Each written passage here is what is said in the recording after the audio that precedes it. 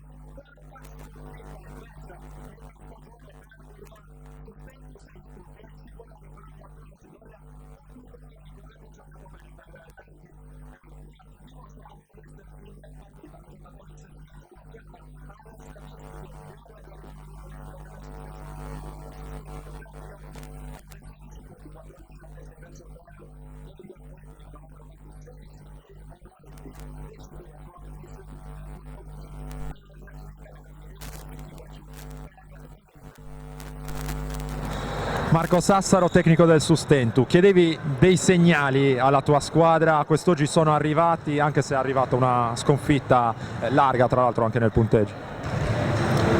Questo è l'aspetto più preoccupante, perché abbiamo giocato una partita credo di discreta intensità, perché penso che ormai 4 partite ci suggeriscano di scegliere l'intensità come compagno di viaggio, però non basta, non basta.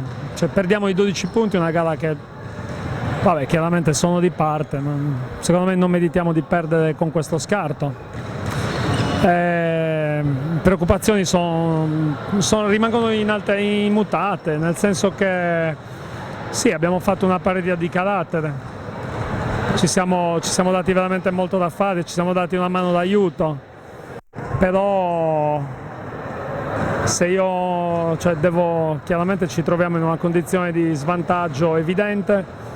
Non voglio veramente ripetermi, perché ho chiesto alla squadra di non farlo e non voglio farlo io, ma surrogare la prestazione di Graviano credo che sia molto difficile. Leviamo le prestazioni dei giocatori che purtroppo devono fare questo lavoro qui, che non gli appartiene, che lo fanno bene, ma che purtroppo, come avete visto, gli avversari, cioè a questi livelli, non ci mettono molto a capire cosa c'è da fare.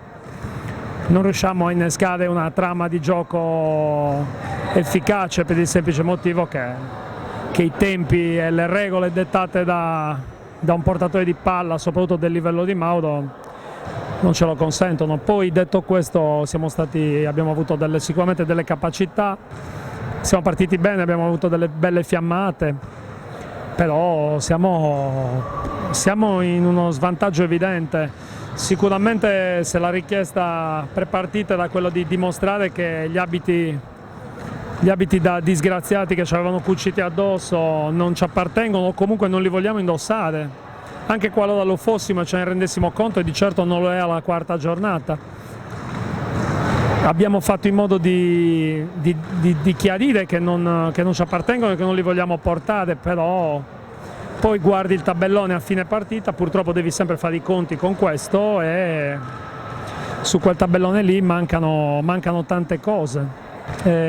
L'amarezza è tanta, anche perché sapevamo benissimo qual era il valore di Crema, che non cambia dopo la prestazione di oggi, e aggiungere altre parole credo non sia nemmeno così indicato.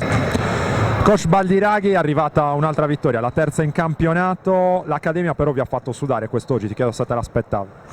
Sì, me l'aspettavo assolutamente, perché comunque l'Accademia è un gruppo di giocatori di grande spirito, di grande cuore, è un gruppo storico che l'anno scorso ha vinto un campionato difficile, e quindi hanno comunque un vissuto vincente, per cui venire qui non è assolutamente scontato vincere, anche se sono ancora a 0 punti, ma veramente qui è un campo caldo dove vincere è difficile. Infatti noi abbiamo dovuto fare un secondo tempo di buon livello, con giocate di alto livello di 2 o 3 nostri giocatori, per riuscire a portare a casa il risultato. Quindi è chiaro che per noi siamo molto contenti, perché comunque oggi un po' la classifica si spacca, e questa vittoria ci consente di stare nella parte un pochino più tranquilla, un pochino più nobile della classifica. Ci aspettavamo molto dai lunghi, Bozzetto ed Emin, hai avuto tanto però dagli esterni, in particolare direi da Emanuelli, che nel secondo tempo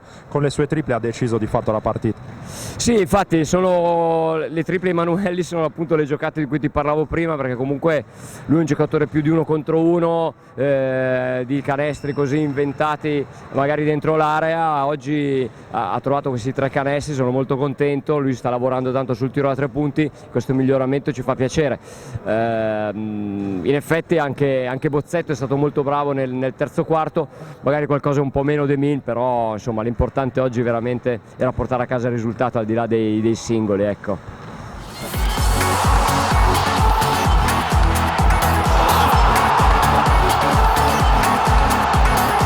Directa Sport. Sport, le tue partite in diretta streaming. Directa Sport è la nuova web TV sarda dedicata agli eventi sportivi regionali. Calcio, basket, volley, atletica leggera e danza sportiva. Con Directa Sport decidi tu quando e dove vedere vincere la tua squadra del cuore. Se anche tu vuoi trasmettere il tuo evento su www.directasport.it, chiama il 347 45 41 255 o invia una mail a directasport@gmail.com. Con Directa Sport sei